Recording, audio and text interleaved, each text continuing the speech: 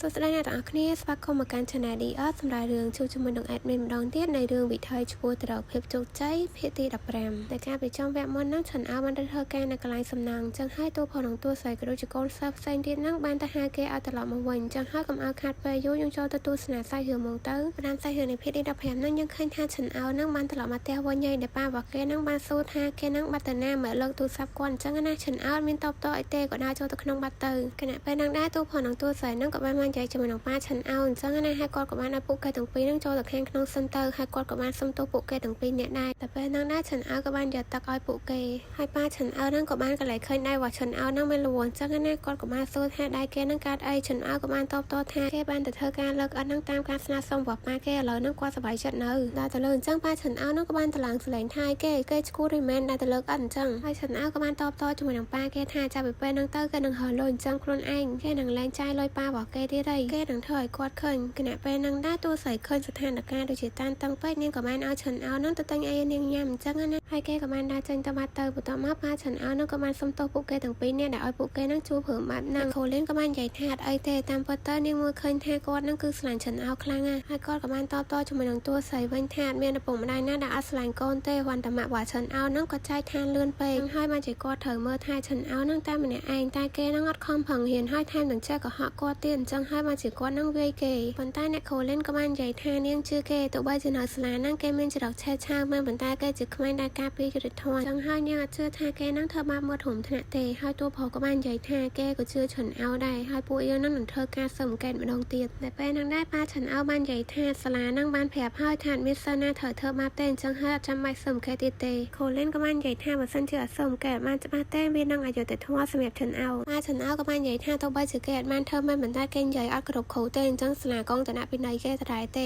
គាត់វាយគេហ្នឹងគឺដើម្បីឲ្យគេល្អទេមួយថ្ងៃក្រោយទៅគេនឹងភ្លេចអីប៉ុន្តែតួស្រីក៏បាននិយាយថាអំពើហិង្សាហ្នឹងអាចដោះស្រាយបញ្ហាបានទេហើយនាងក៏និយាយទៀតថាការដែលគាត់វាយគេហ្នឹងគេនឹងចងចាំរឿងហ្នឹងហើយនាងក៏បានលើករឿងនៃប៉ារបស់នាងហ្នឹងធ្វើខុសលើនាងហ្នឹងប្រាប់ប៉ា Chan Ao តែរឿងហ្នឹងបានធ្វើឲ្យតួស្រីយើងហ្នឹងគឺឈឺចាប់មកយូរឆ្នាំហើយវានៅដាក់ជាប់ក្នុងចិត្តរបស់នាងឡើយទេតួផងហ្នឹងក៏បានជួយនិយាយអ្នកខូលីនថាបើសិនបើ Chan Ao ហ្នឹងគឺជាក្មេងខកខូចមិនបានពេលដែលគេចាក់ចេញពីផ្ទះហ្នឹងគេបែរជាទៅធ្វើការវិញគេក៏បាននិយាយទៀតថាពាក្យរបស់ពុកម្ដាយហ្នឹងគឺមានអត្ថប្រយោជន៍ខ្លាំងណាស់ទៅលើកូនហើយអ្នកខូលីនក៏បាននិយាយថាចង់ឲ្យប៉ា Chan Ao ហ្នឹងក៏ឲ្យបានច្បាស់ម្ដងទៀតថា Chan Ao ហ្នឹងពិតជាមនុស្សអាក្រក់មែនអត់ហើយនាងក៏បាននិយាយថាឥឡូវហ្នឹងយប់ហើយនាងអត់រំខានគាត់ទៀតទេហើយនាងសង្ឃឹមថាគាត់នឹងនិយាយថាគាត់នឹងស្រឡាញ់ Chan Ao អញ្ចឹងណាហើយពួកគេទាំងពីរនាក់ហ្នឹងក៏បានដើរចេញទៅបាត់ទៅពេលដែលដើរចេញមកហ្នឹងតួប្រុសក៏បានសួរអ្នកខូលីនថានាងអត់អីទេមែននាងក៏បាននិយាយថានាងអត់អីទេហើយនាងសង្ឃឹមថាពួកគេទាំងពីរនាក់ហ្នឹងនឹងអាចនិយាយចោះសម្ដងគ្នាបានអញ្ចឹងណាបន្ទាប់មកពួកគេទាំងពីរនាក់ហ្នឹងក៏បានដើរទៅផ្ទះជាមួយគ្នាទៅបានតិចក្រោយមកហ្នឹងយើងឃើញថា Chan Ao គេត្រឡប់មកពីទិញអីវិញ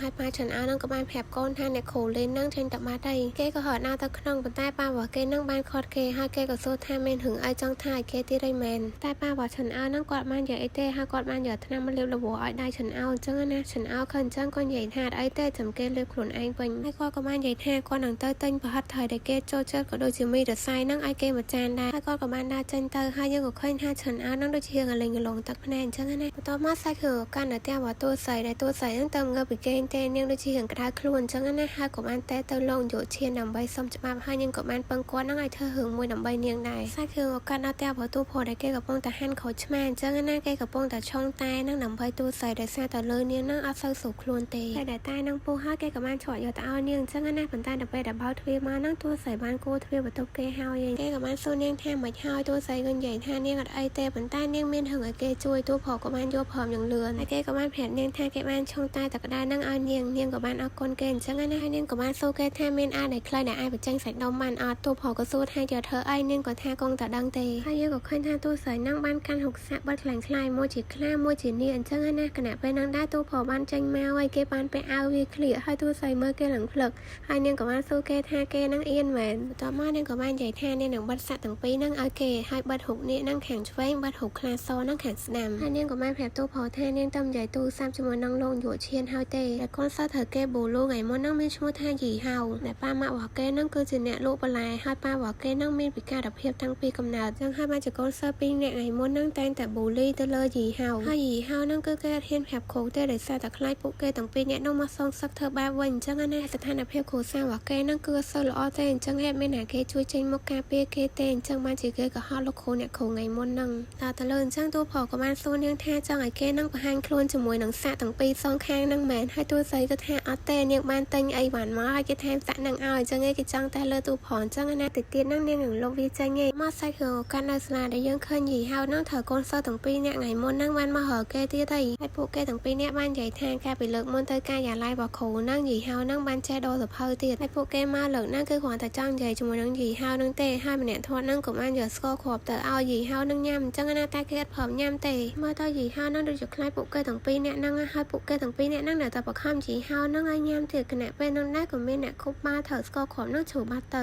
ៅតែម្នាក់នោះដែរគឺជាតួផលរបស់យើងហ្នឹងហើយពេលមកដល់ហ្នឹងគេបានស្រែកហៅឈ្មោះយីហៅអញ្ចឹងណាហើយកូននិយាយថាគេគឺជាបងប្អូនចរនមួយរបស់យីហៅដែលទៅមកពីយ៉ងឈួនទេហើយតួផលហ្នឹងក៏បានឲ្យយីហៅនឹងស្រែកប្រាប់ពួកគេទាំងពីរនាក់ឲ្យលើខ្លាំងទៅថាគេគឺជាបងប្អូនចរនមួយរបស់យីហៅហ្នឹងហើយយីហៅហ្នឹងក៏បានធ្វើតាមអញ្ចឹងណាបន្ទាប់មកពួកគេទាំងពីរនាក់នោះក៏បាននិយាយថាពួកយើងទៅសិនហើយសុំទោសផងហើយពួកគេទាំងពីរនាក់នោះក៏ចេញទៅបាត់ទៅបន្ទាប់មកយីហៅហ្នឹងក៏បានអរគុណតួផលអញ្ចឹងណាហើយគេក៏បានសួរថាតួផលហ្នឹងគឺជាគ្រូរបស់ច្រើនអៅមែនតួផលក៏និយាយថាគេក៏ជាបងប្អូនចរនមួយរបស់យីហៅហ្នឹងដែរអញ្ចឹងហើយបើសិនជាមានរឿងកាត់ឡើងលើគេលើក្រោយទៀតឲ្យគេហ្នឹងមកហៅគេក៏ដូចជាអ្នកគ្រូលោកគ្រូផ្សេងទៀតបន្ទាប់មកតួស្រីក៏បានមកដល់ហើយកូនសិស្សហ្នឹងក៏គាត់ថាតួស្រីមកដើម្បីច្រើនអៅអញ្ចឹងណាហើយគេក៏បានសុំទោសអ្នកគ្រូលេងយើងហើយនាងក៏បានប្រាប់គេថានាងបានប្រាប់ស្លាហើយថាពីរអ្នកមិញហ្នឹងតែងតែធ្វើបាបគេអញ្ចឹងហើយស្លានឹងចាត់វិធានការតាមហ្នឹងអញ្ចឹងហើយបែរគេហ្នឹងមករំអីទៀតទេគេក៏បានសួរអ្នកគ្រូលេងថាអត់ចង់ឲ្យគេហ្នឹងឃ្លាឈ្មោះឲ្យច្រើនអៅហើយនឹងលិនលូទេមែនហើយនាងក៏បាននិយាយថាហ្នឹងគឺជាសិទ្ធិរបស់គេឲ្យគេហ្នឹងធ្វើការសម្រេចចិត្តខ្លួនឯងទៅបន្ទាប់មកគេក៏បានអរគុណអ្នកគ្រូលេងហើយក៏បានដើរចេញទៅហើយតួស្រីក៏បានរសារតួផលថ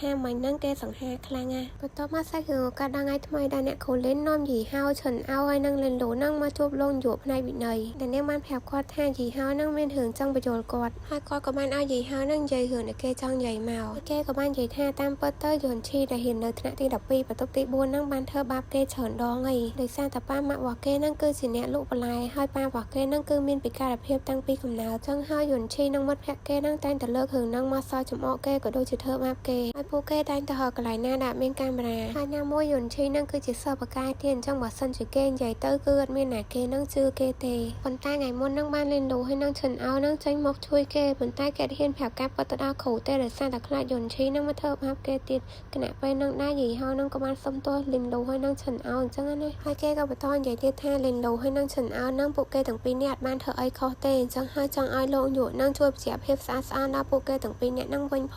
ងហើយឈិនអោក៏បាននិយាយថាអត់អីទេវាមិនសំខាន់ទេទោះបីជាលោកក្រោយហ្នឹងគេជួបរឿងបែបហ្នឹងម្ដងទៀតក៏នៅតែចេញមកការពារជួយដែរហើយលោកគ្រូវិធានផ្នែកវិន័យហ្នឹងគាត់ក៏បាននិយាយថាគាត់យកពិស័យរឿងទាំងអស់ហ្នឹងហើយគាត់នឹងចាត់ការវាតាមវិធានការមកយើងក៏បានឃើញលីនលូនឹងឈិនអោចេញមកវិញទាំងសប្បាយចិត្តអញ្ចឹងណាហើយពួកគេហ្នឹងក៏បានធ្វើស្ទាយប្រចាំតកោនៅកន្លែងហ្នឹងដែរជាមួយគ្នាហ្នឹងដែរស្លាក៏បានប្រកាសថាឈិនអោហើយនឹងលីនលូជាសិស្សថ្នាក់ទី12មកពីបន្ទប់ទី5ដែលស្លាបានរក្សាពួកគេថាជាសិស្សក្លាហានហ៊ានចេញមុខជួយអ្នកផ្សេងហើយស្លាក៏បានបង្កើតគណៈកម្មការប្រឆាំងការធ្វើបាបសិស្សហ្នឹងដែរអញ្ចឹងបើសិនជាក្នុងករណីមានសិស្សធ្វើបាបគ្នាទៀតពួកគេត្រូវតែក្លាហានហ៊ានប្រាប់ទៅសមាជិកនៅក្នុងគណៈកម្មការហ្នឹងហើយយើងឃើញថាអ្នកបង្ការហ្នឹងគឺជាសៅធានតែពេលហ្នឹងដែរឈិនអោបានស្រែកប្រាប់សិស្សផ្សេងទៀតថាក្រុមបាតឥឡូវហ្នឹងគឺជាវីរបុរសវ៉ាស្លាយហើយពួកយើងហ្នឹងមិនជាសិស្សអាក្រក់ទៀតទេបន្ទាប់មកគេក៏បានស្រែកថាជួបគ្នាពេលប្រឡងប្រចាំខែបន្ទាប់មកយើងក៏ឃើញថាតួផលនិងតួស្រីបានដើរនិយាយគ្នាលេងអញ្ចឹងណាដែលនាងបានរសារពីឈិនអោអញ្ចឹងទៅហើយតួផលក៏បាននិយាយថាប្រហែលជាគេនិងប៉ារបស់គេហ្នឹងបានត្រូវគ្នាវិញ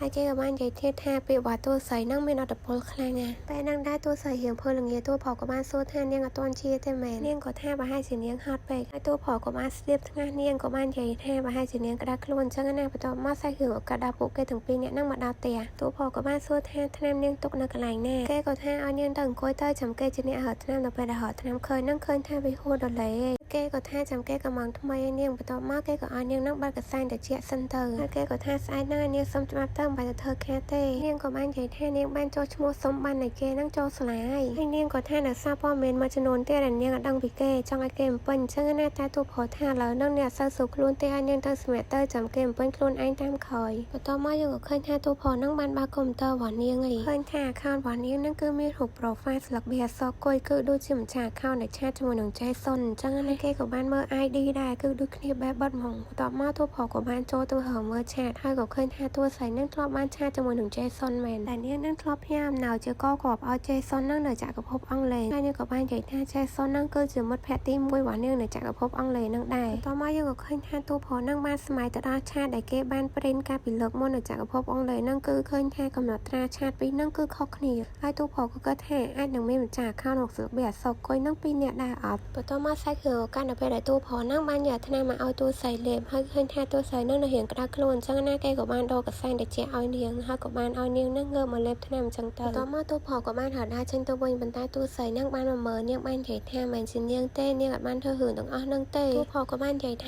ាគេជឿនាងតួស្រីនឹងក៏បានកាន់ដៃតួផលជាប់ហើយក៏និយាយថាកុំចាក់ចេញពីហុងជីងអីតួផលក៏បាននិយាយថាបាច់បារម្ភទេគេអត់ចាក់ចេញទៅណាទេបន្ទាប់មកសាច់រឿងឱកាសនៅពេលដែលតួផលនឹងបាននិយាយជាមួយនឹងយូបូហើយយូបូបានសួរគេថាតើ ID របស់តួស្រីនឹងត្រូវជាមួយនឹងម្ចាស់ account 60វាអសកុយនឹងមែនតួផលក៏បានឲ្យគេនឹងមើល iPad ខ្លួនឯងទៅឃើញអញ្ចឹងយូបូនឹងក៏បាននិយាយថាគឺជាតួស្រីនឹងឯងតែតួផលបាននិយាយថាមិនជានាងទេនាងមិនជាម្ចាស់ account 60វាអសកុយដែលសម្រាប់ Jason នឹងទេដែលយូបូនឹងបានគិតថាតួស្រីនឹងគឺជាមនុស្សតែម្នាក់អញ្ចឹងណាប៉ុន្តែតួផលនឹងអត់បានគិតអញ្ចឹងទេគេគិតថាម្ចាស់ account 60វាអសកុយនឹងគឺមាន2នាក់ហើយតួផលបានពិភាក្សាចេញហើយក៏ប្រាប់យូបូថាអ្នកដែលឆាតជាមួយនឹង Jason ដំបូងនឹងគឺជាតួស្រីនឹងឯងតែនៅក្នុងឆាតនឹងតួស្រីដំបូងបានឆាតសួរសុខទុក្ខ Jason នឹងថាគេអត់អីទេមែនហើយ Jason នឹងក៏បាននិយាយថាគេរវល់ជាមួយនឹងការបង្ហាត់ហើយតួស្រីនឹងក៏បាននិយាយថាគេមានកាដូផ្ញើឲ្យ Jason កុំភ្លេចឲ្យ Jason នឹងទៅយកផងហើយនាងក៏បាននិយាយលេងសើចជាមួយគេក៏ដូចជាផ្ដាំឲ្យគេនឹងមើលថែសុខភាពផងដល់លើអញ្ចឹងយូបូបាននិយាយថានាងដូចជាទេវតាអញ្ចឹងបន្ទាប់មកតួផលក៏បាននិយាយពីម្ចាស់ account 60វាអសកុយទី2ដែលបានឆាតជាមួយនឹង Jason ដែលវាផ្ទុយពីតួស្រីនៅក្នុងឆាតហ្នឹងគេបានផ្ញើអំណោយឲ្យ Jason ដូចគ្នាប៉ុន្តែគេបង្ខំឲ្យ Jason ហ្នឹងនៅពេលដែលអំណោយទៅដល់ត្រូវទៅសាកវាភ្លាមហើយក្នុងឆាតហ្នឹងគេក៏បានប្រាប់ Jason ថាឲ្យប្រាប់អ្នកផ្សេងទៀតទេឲ្យទុករឿងហ្នឹងជាការសម្ងាត់ដឹងតែគេពីអ្នក Jason ហ្នឹងបានអីអញ្ចឹងហើយបានជាតួផលហ្នឹងគិតថាពួកគេទាំងពីរនាក់ហ្នឹងខុសគ្នាដោយសារតែអ្នកចុងក្រោយហ្នឹងគេជាមនុស្សដែលមានល្បិចកិច្ចការច្រើនបន្ទាប់ពីតួផលនិយាយហើយយូបូនៅគិតថាជាមនុស្សតែម្នាក់ដែលដំបូងហ្នឹងគេគ្រាន់តែសម្ដែងធ្វើល្អជាមួយនឹង Jason បន្ទាប់មកចាំធ្វើអាប់ Jason តាមក្រោយអញ្ចឹងណាប៉ុន្តែតួផលនៅតែប្រកាន់ខ្ជាប់ថាមែនទេគេជាមនុស្សពីរផ្សេងគ្នាហើយគេក៏បាននិយាយថាកំណត់ត្រាឆាតរបស់តួស្រីនិងកំណត់ត្រាឆាតរបស់ Jason នឹងគឺខុសគ្នាគេបានឃើញនៅក្នុងកុំព្យូទ័ររបស់នាងនឹងបាននិយាយថានាងនឹងផ្ញើអំណោយគេចាំគេនឹងទៅទទួលផងតែនៅក្នុងកំណត់ត្រាឆាតរបស់ Jason វិញគេបានបង្ខំឲ្យ Jason នឹងសាកល្បងនឹងភ្ល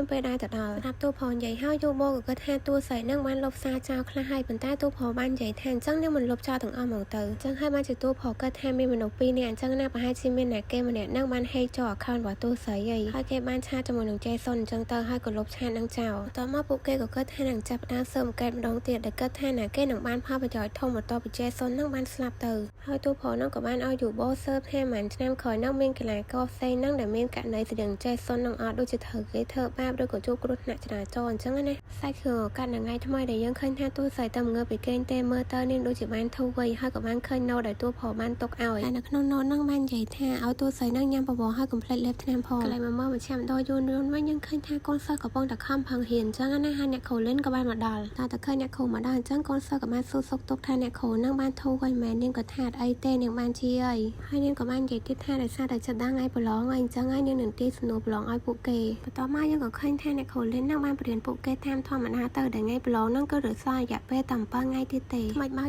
ើការប្រឡងនឹងក៏បានឈានមកដល់ហើយយើងក៏ឃើញថាកូនសិស្សនឹងពួកគេធ្វើវិញ្ញាសាប្រឡងនឹងតាមធម្មតាអញ្ចឹងទៅបន្ទាប់មកសាច់រឿងកាន់តែពេលដែលពួកគេនឹងប្រឡងហើយបានមួយថ្ងៃអញ្ចឹងណាពួកគេក៏មានការ training ធម្មតាទេនឹងដែរតួផលនឹងតួស្រីនឹងកំពុងតែឈរមើលពួកគេ training បន្ទាប់មកតួផលក៏បានហៅពួកគេឲ្យមកជុំគ្នាដែលពេលនឹងដែរពួកគេបានសុំអនុញ្ញាតតួផលនឹងសម្រាប់10នាទីដោយសារតែថ្ងៃនឹងដែរសាលាគឺបានចេញលទ្ធផលប្រឡងប្រចាំខែហើយតួស្រីលើអញ្ចឹងក៏បានអនុញ្ញាតឲ្យពួកគេនឹងចេញទៅដែលយើងឃើញថាពួកគេនឹងបានទៅទាំងអស់គ្នាលើកលែងតែវិញឈឹងនិយាយទេបន្ទាប់មកយើងក៏បានឃើញពួកគេនឹងរត់មកមើលបន្ទុកនៅកន្លែងក្តារខៀនដែលគេបានបិទឈ្មោះអញ្ចឹងទៅបានតែក្រោយមកនឹងយើងឃើញថាពួកគេនឹងបានមកវិញឯប៉ុន្តែមកតែ4នាក់ទេហើយពួកគេតបមុខសពអញ្ចឹងណាដល់ឃើញអញ្ចឹងតួស្រីក៏បានគិតថាពួកគេអត់ជាប់ថា500ទេហើយនាងក៏បាននិយាយលើកទឹកចិត្តពួកគេទៅថាអត់អីទេដែលមានឱកាសប្រឡងលើកក្រោយទៀតជាមួយគ្នានឹងដែរយើងបានលើកស្លែងឈិនអោដែលគេបាននិយាយពីបន្ទប់ផ្សាយដែលថានៅក្នុងការប្រឡងប្រចាំខែនឹងគឺសមាជិកនៅក្នុងក្រុមបាល់ទាត់ទាំងអស់នឹងពួកគេបានថា500ទាំងអស់ដល់ទៅលើថាពួកគេបានជាប់ថា500ទាំងអស់គ្នាអញ្ចឹងអ្នកគ្រូលេងគឺសប្បាយចិត្តខ្លាំងណាស់ហើយតួផលនឹងក៏បានអបអរជាមួយនឹងនាងដែរពេលនឹងដែរតួស្រីក៏បានថាឲ្យពួកគេមុននឹងចង់លេងសើចជាមួយនឹងនាងមែនតែពេលនឹងដែរយើងឃើញ ថាសើធានដល់ឲ្យពួកគេនិយាយទៀតទេ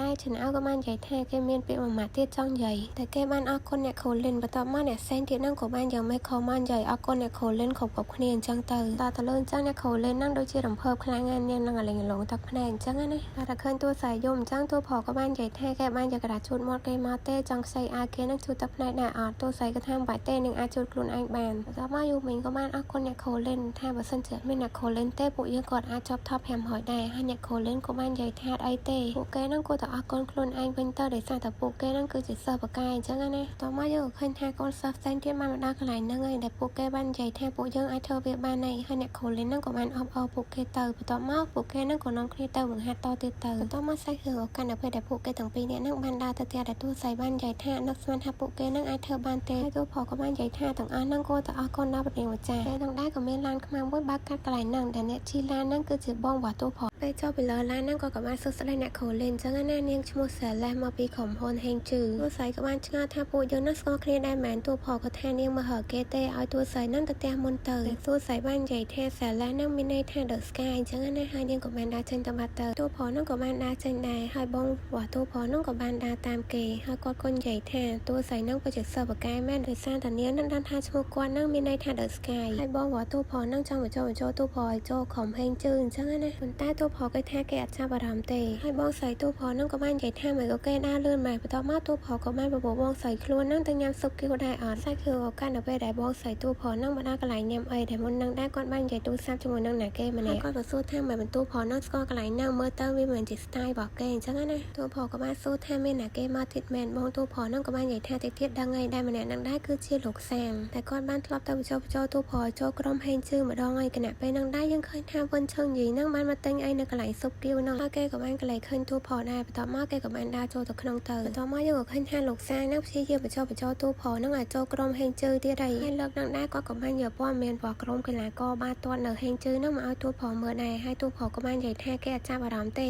គេសង្ឃឹមថាលើកហ្នឹងគឺជាលើកចុងក្រោយហើយតួផលហ្នឹងក៏បាននិយាយថាស្គាល់ឈ្មោះចិនរបស់គេអត់ឈ្មោះចិនរបស់គេហ្នឹងគឺវ៉ាងហ្វាហើយចៅហ្វាយរបស់លោកសាងហ្នឹងឈ្មោះចិនរបស់គាត់ហ្នឹងគឺវ៉ាងធានអញ្ចឹងហើយគាត់គួរតែកាត់ដៃយល់ហើយបងតួផលហ្នឹងក៏បានឲ្យលោកសាងត្រឡប់ទៅវិញទៅគាត់នឹងមានការនិយាយជាមួយនឹងប្អូនប្រុសរបស់គាត់ហើយលោកសាងហ្នឹងក៏បានចេញទៅបាត់ទៅនឹងដែរយើងក៏ឃើញវិនឈឹងយីហ្នឹងគេបានចេញមកវិញហើយក៏បានលួចថតរូបតួផលដែរបន្ទាប់មកបងរបស់តួផលហ្នឹងក៏បានសួរគេថាក្រុមល្អហ្នឹងគឺមានច្រើនណាស់តែមិនជាគេហ្នឹងឃើញយកក្រុមហុងជីងវិញហើយគាត់ក៏និយាយថា2ឆ្នាំខាងមុខទៀតហ្នឹងគាត់មានគម្រោងតាក់ទងជាមួយនឹងក្លឹបកីឡាហេងជើងហ្នឹងអញ្ចឹងណាហើយចង់ឲ្យតួផលហ្នឹងចូលរួមដោយសារតែគេហ្នឹងចំណាយតិចតែបានផលច្រើនហើយតួផលហ្នឹងក៏បាននិយាយថាគាត់ហ្នឹងចង់លួចប្អូនប្រុសមែនហើយគាត់ក៏បាននិយាយថាគ្រប់យ៉ាងហ្នឹងគឺសុទ្ធតែជាអាជីវកម្មទេបន្ទាប់មកគាត់ក៏និយាយថាអ្នកខូលីនហ្នឹងនាំគេមកកន្លែងហ្នឹងមែនគេហ្នឹងចូលចិត្តអ្នកខូលីនមែនហើយតួផលហ្នឹងក៏បានឆ្លើយថាហ្នឹងហើយគាត់ក៏និយាយថាអញ្ចឹងហើយបានជាគេហ្នឹងឲ្យព្រមចាក់ចេញពីហុងជីងសោះបន្ទាប់មករឿងរបស់យើងហ្នឹងគឺស្លេះធំតែប៉ុណ្ណឹងចង់ដឹងថាសាច់រឿងបន្តនឹងទៅជាយ៉ាងណាកុំភ្លេចតាមដានជាមួយនឹង admin ទាំងអស់គ្នានៅភាគក្រោយនេះហើយកុំភ្លេចចុច like ក៏ដូចជា subscribe channel admin ម្នាក់មួយផងអរគុណច្រើនអ្នកទាំងអស់គ្នាបាយបាយ